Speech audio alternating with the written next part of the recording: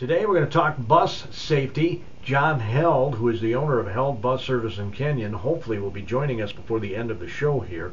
He's in a meeting, a district meeting, where he's meeting all the new teachers and they're going over some stuff. So he couldn't get out of that, and rightfully so, to be with us this morning. Early, at the beginning of the show. But hopefully before the end of the show he'll be calling in here and we'll patch him through on the telephone. I did speak yesterday with Sheriff Troy Dunn, Rice County Sheriff, but I guess he's out on a call or something, and so the Chief of Police, Andy Boland, is with us of the Faribault Police Department, and I'm sure Troy will be joining us here shortly. I'm sure he will. Good morning, Gordy. How are you doing this morning? Very good, sir. Thanks for having me. Yeah, I appreciate your coming in, because won't be long and the little ones and the not so little ones will be heading off on the school buses. It won't be long at all. I mean, we've got a lot of activity, obviously, with orientations coming up and happening now, and then next week we've got schools starting in our area. You know, Shattuck starts on the 28th.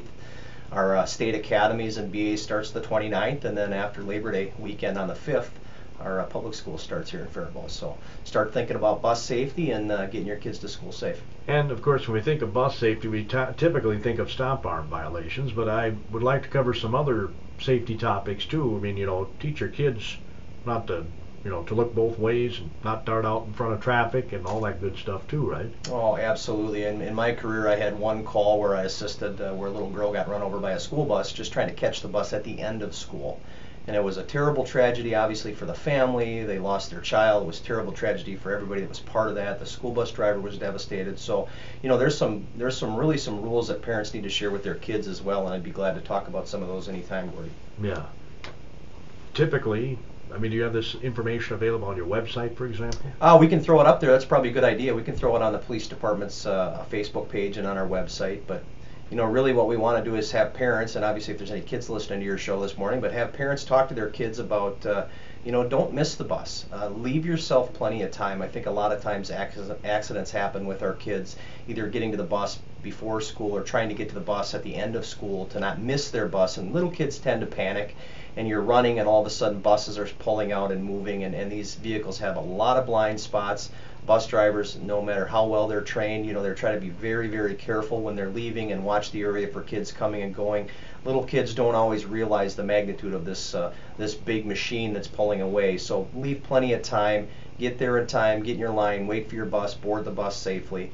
We want to make sure you walk safely. You know, we can talk about school bus stop arm and crossing guard violations in a bit, but even there, you know, sometimes kids come from the strangest directions trying to catch that school bus or make that crosswalk. So we'll make sure your kids walk safely and aren't darting out between vehicles. You know, obviously we don't like horseplay when it's time to get on and off the bus.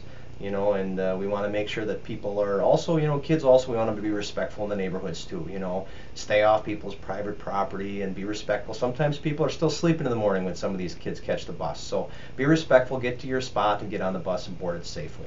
And pay attention. I'm talking drivers now, in not just in school zones, but we should always be paying attention when you're driving, don't get me wrong, but when you're seeing kids, keep your eyes open. Oh, you have to pay attention. Again, these kids, you know, whether they're walking, whether they're running with little siblings, whether they're on bikes, they don't always think when they dart across the road. They don't always follow the rules of a crosswalk or use a crossing guard or cross at an intersection. So, yeah, always pay attention. If you see little kids, especially if they look like they're in a hurry to get somewhere, pay attention. It only takes a second and they can dart across the roadway, and we obviously want to keep all our kids safe. And they all move quicker than you or I do. Yes, they do. I shouldn't put you in that boat, but that's fine. You can throw me in that boat, Gordy. They move quicker than I do. I know that. We're going to get a market update here, courtesy of your KDHL Agri Boosters, and then we'll continue talking about bus safety. I was floored when I looked up the Department of Public Safety numbers on stop arm violations in Minnesota. I mean floored, and we'll share that with you in the next segment. Well, we continue with our AM Minnesota show today. Chief Boland is with us from the Faribault Police Department. Hopefully, Rice County Sheriff Troy Dunn will be joining us shortly. And we have on the telephone John Held from Held Bus Service in Kenyon. Good morning, John. Hi, Gordy. How are you doing today? Well, pretty good. Well, it's August, so I'm lying, but I'll say pretty good. Yeah, you're it's crunch time. Yeah, it's crunch time. The thick of it, and I understand you've got some new buses over there. Oh, yeah, every year. I bought 5 vans and a school bus this summer, so got to keep everything up to date. Got to rotate all those. Yes, we do. Yep. But I wanted to have you specifically on the show because obviously you deal with this each and every day. Chief Boland is with us, and hopefully the sheriff will be joining us soon. And in the first segment, we touched on, some safety for the kids and whatnot. But what do you see most of all when you're out driving the school bus? Well, I don't drive a bus. I take care of the 45 employees and 40 buses and vans. So I was born half blind. I can't see out of my left eye, so I can't drive a bus. Oh, okay. I thought you had a van or something that you drove, but that's okay. My wife does. What do the drivers tell you? The biggest thing is people texting. We see people over the center line all the time. Speeding. Everybody's in a hurry. That's the two biggest things by far. I know you probably get asked this all the time, John, because you own the buses and you had to buy buses. Why don't buses have seat belts? I've actually got 4 that do. They've proven time and time again that kids are just safer in a bus without a seat belt. They've done studies. It's a constant ongoing thing, and every time that's the result, that they're safer, in the situation they're in a bus without a seat belt. And some people find that hard to believe, but it's true. You think it's coming down the pike? Is it going to be mandatory here soon? As many times as they've tried to make it mandatory and it's failed, I don't see it happening. And I'll never rule it out, but, it's going to be a while, let's put it that way. You have a number of reports of stop arm violations each year? Last year wasn't bad. The year before, I had 17 of them. That sounds like a lot. Is it? That's a ton, yeah. Oh. I think last year I maybe had a half a dozen. So that was 3 times that the year before. By the way, the sheriff just walked in, and you know Troy, right? He used to. Oh yeah. He used to be a worker over in Kenyon, if I remember right. Yeah, he used to patrol Kenyon years ago. Yep. John Held's with us on the phone here, Troy. Oh, hey, Whitey. How you doing, Troy? You got to check a lot of them out of that. Anyway, I know you're a busy guy. Anything specifically you want to get information out on to folks over in the Kenyon-Wanamingo area concerning school buses? Well, I operate in a rather unique way, as a lot of people found out last year. But I don't know. We're a close-knit family. The children and their families are my life. I try to go out of my way and do anything and everything for them, and they know it. And that's just the way I operate. They are what I get out of bed in the morning for, is to take care of them, and that's who I am. No, that's cool. It's very cool that you're able to join us this morning. I'm gonna visit more with the sheriff and the chief here and let you go. Okay. Okay. Thanks, take John. care, everybody. Sounds good. Thanks. Appreciate it. John Held from Held Bus Service. Well, Troy, you on a call? Yeah, of course. I always get tied up on something. Can't put the blinders on. No, that's okay. Did you get a chance to hear any of the show, first segment? I did hear just a tad bit, but I was out of the car most of the time. So. Okay. I told him you were doing police work, Sheriff. Don't worry. I covered for you. I don't want to Well, Troy, you on a call? Yeah, of course. I always get tied up on something. Can't put the blinders on. No, that's okay. Did you get a chance to hear any of the show, first segment? I did hear just a tad bit, but I was out of the car most of the time. So. Okay. I told him you were doing police work, Sheriff. Don't worry. I covered for you. I don't want to double up No. In terms of what we covered in the first segment. Where do you want to go next, Chief? Gordy, I just mentioned the rules really for the drivers to pay attention when the school bus stop arms are out, or we've got crossing guards in the roadway. We've got a state statute that covers these motor vehicle violations, and school bus stop arm is kind of one of those strange exceptions where police officers actually don't even have to witness the violation. So if we can establish probable cause because a bus driver writes down a vehicle description, a plate, a driver description, direction of travel, that kind of stuff, and if they can relay that to us within 4 hours, and if we can determine, yep, that's the person that was most likely driving the bus, maybe the registered owner matches the description, we can actually issue a citation without even witnessing it. And then the bus driver would have to come to court to testify that this person drove through their stop arm. So it is one of those exceptions where police officers don't have to see it. So if you're out there driving and you think, well, I can sneak around this bus stop arm, even if the police officer isn't present, and they write your information down, you can get a citation in the mail and a court notice. So we certainly want people to be safe. Obviously, first and foremost is for the kids. So when these buses are stopped, they're supposed to have their flashing lights and their arm extended. You're supposed to stop your vehicle at least 20 feet away from the bus and remain stopped until that stop arm is pulled back in, the lights are shut off, and they continue on their way. And that really means every direction, short of a divided highway where you have access to continue on your other side of your divided highway if the bus is stopped. If it's near you or an intersection, in every direction you're really supposed to stop at that intersection and let kids cross. Because again, as I touched on earlier, kids are unpredictable. You know, they can come running from behind you, dart out between vehicles, cross where there isn't a crosswalk, try to run to the bus, especially if they're panicked or in a hurry. So you're supposed to stop until that bus continues. And hopefully the driver doesn't bring the arm back to the bus until the kids have crossed. Bus drivers are really good about that. I mean, obviously kids are their priority, so they're really supposed to scan the area and watch very carefully before they pull that arm back in, make sure all the kids have gotten to the bus safely. And again, with the school bus stop arm, you know, don't pass on the right. That is a no-no. We don't want you to pass on the right of the bus.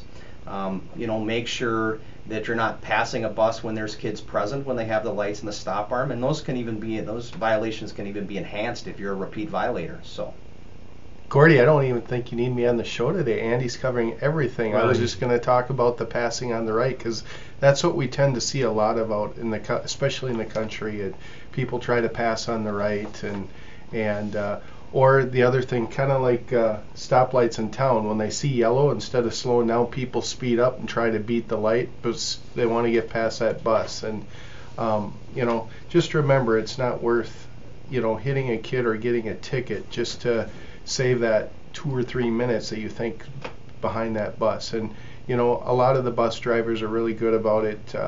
You know, if they see a lot of traffic lined up behind them and they have a safe spot on the shoulder to pull over, a lot of times they'll let people pass. So, you know, you just have to be patient.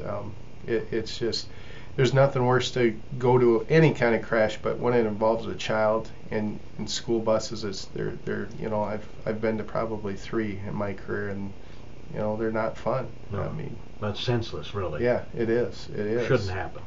So we had a really bad one in the fog many years ago up by Warsaw, and you know, that one will stick with me forever. So. Yeah. I had touched on one earlier. I told you that I was at a fatal with a little girl that tried to catch the bus at the end of the day, and you know, one of the things we should mention is the weather in Minnesota and the ice, and you know, kids running to buses in icy conditions, whether it's in a parking lot or on a spot where the bus typically picks and drops off kids. You know, that's why we want kids to take their time. We don't want people running to buses, and that's what happened on that incident I was involved in.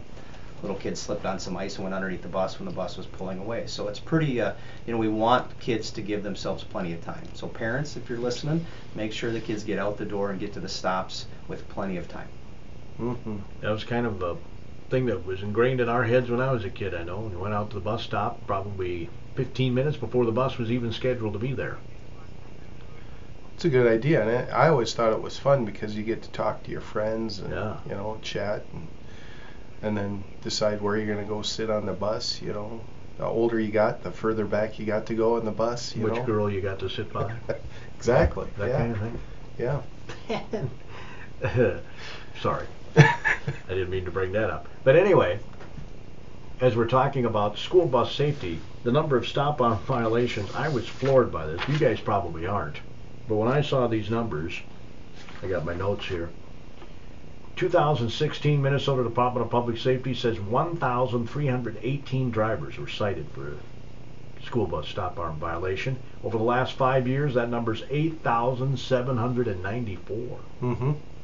And that number's probably twice that high because not everybody gets cited. You know, sometimes law enforcement, as I said earlier, you don't have to witness it to issue a citation, but you typically do a little bit of work to verify who the driver was if you're going to cite them. And sometimes you can't match a license plate up, or can't match a vehicle description up, or can't match a driver up.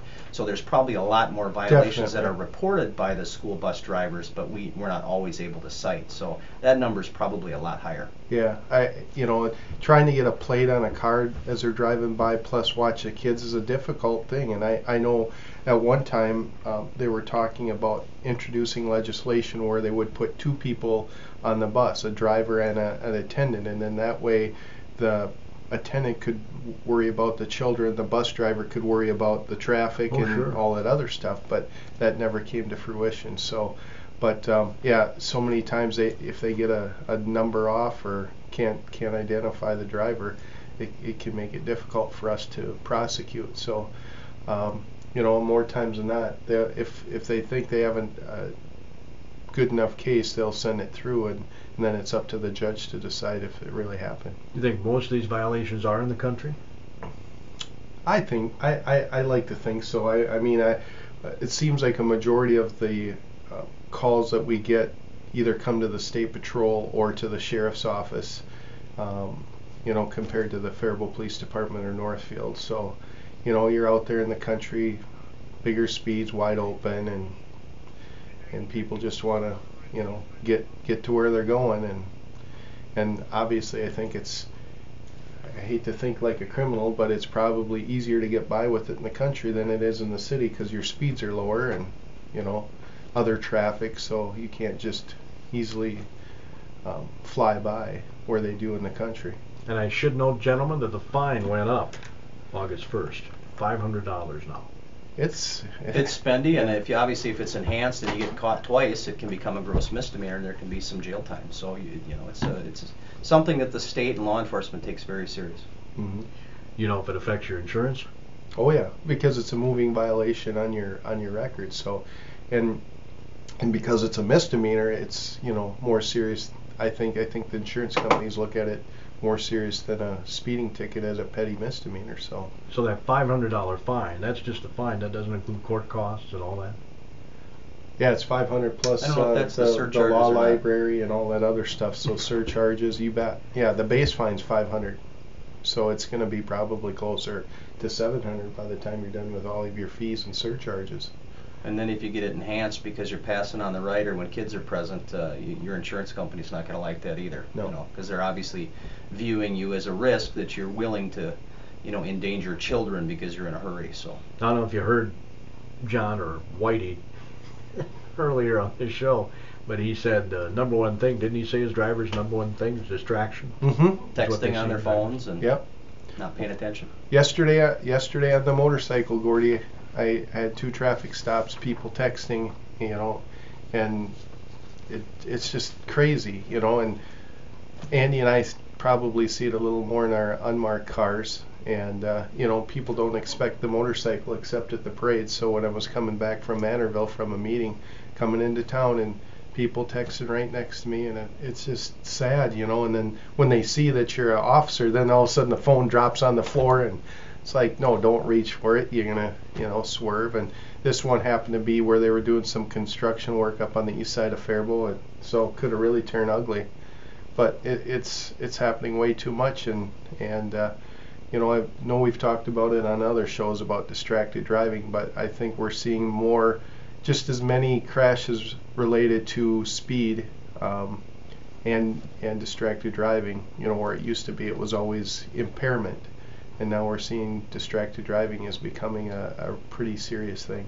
There's a reason that the state said bus drivers cannot be on their phone. I mean, there's a state law that also says they cannot be on their phone when they're hauling kids to and from and when they're in the performance of their duties. So obviously the state looks at that and says we don't want our bus drivers distracted either. So even with hands-free technology, they're not allowed to use their phones.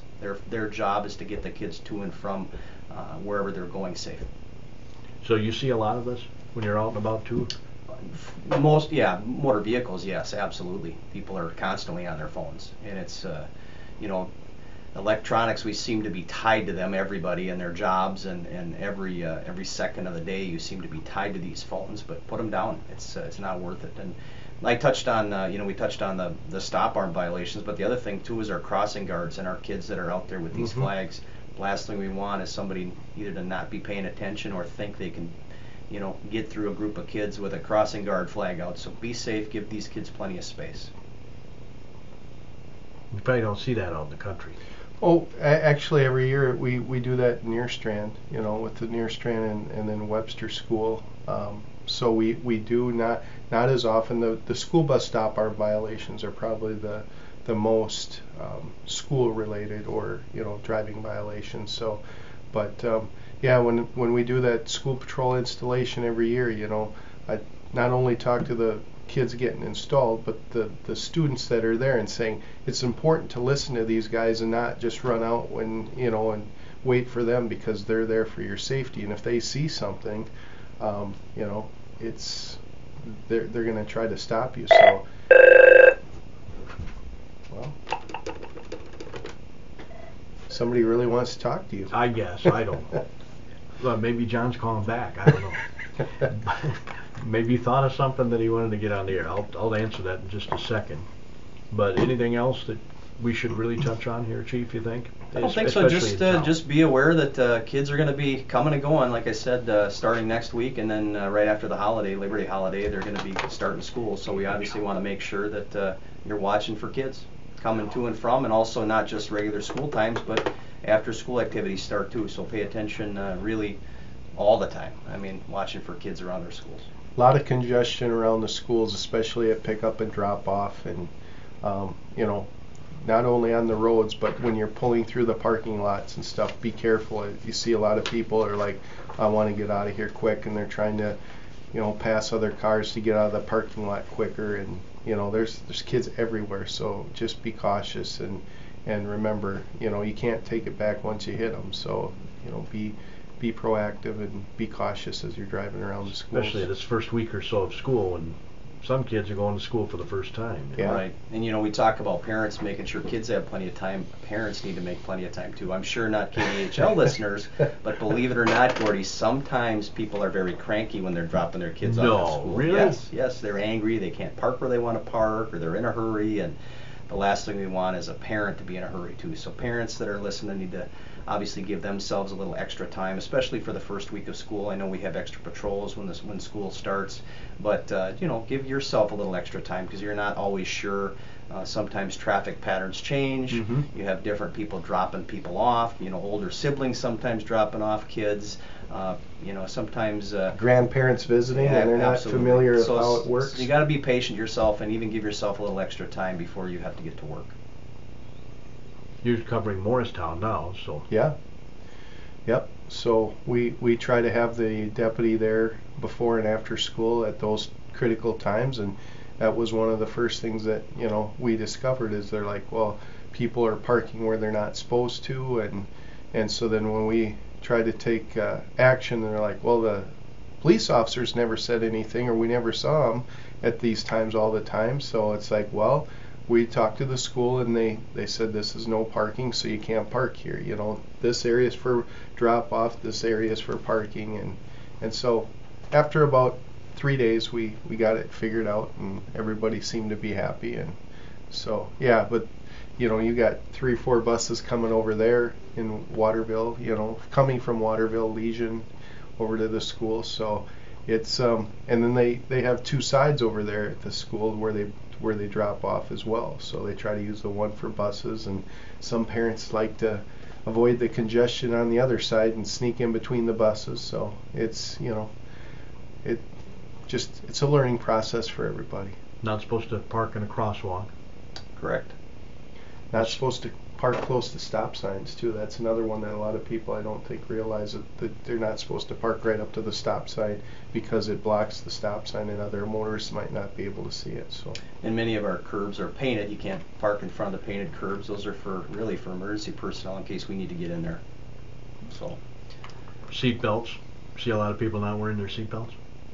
Not as much. I mean, I think it's gotten a lot better. I think the campaign, through Rice That's County what I has wanted been to very touch on effective. with you guys too while I had you here. Because I saw this on the Department of Public Safety information. I thought, maybe we ought to touch booster seat requirements, because I'm sure you get questions about that all the time. Yeah. So it's Is it 80 pounds? yeah, it's 80 pounds and 12 years old. So We're both looking at each other like we're Yeah. real confident. Troy and I ran a lot of these, but our patrol officers and deputies certainly deal with it. But yeah, but it's important, and it's because of where the seatbelt fits on the child. That's why it's there. And the kids, I think the kids are actually better at it than the parents, because they get used to it. And I know when my son went through that phase, he's like, okay, I have the booster seat, I can see a little better. And we're like, if you want a little longer. And finally he said, okay, I'm a big boy now, I can sit this way. And was that last year you gave that yeah. up then, Sheriff? Oh my! Oh, wow.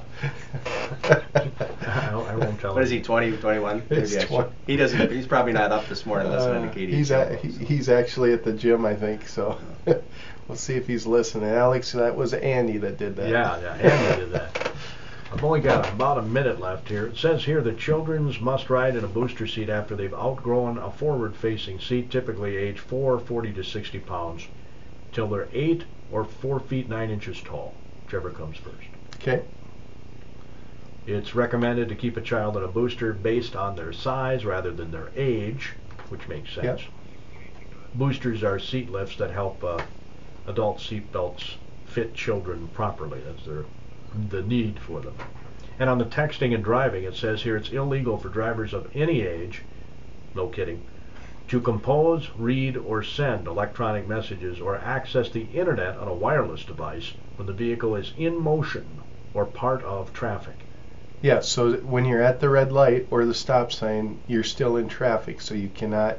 I tell people you need to pull off the road and Yes. park if you're going to use it, because it's still legal when you're in the traffic lane. Well, thanks, guys. I know you're both very busy gentlemen, and I appreciate you coming in. Thank you, Gordy. Yeah, thanks, Gordy. Have a great weekend. We want to have some safe messages out there. We want kids to be safe. We don't want any stop arm violations in the KDHL listening area. I don't know if I can find those, but it'd be kind of cool to find out. You're in tune to KDHL AM Faribault, Minnesota.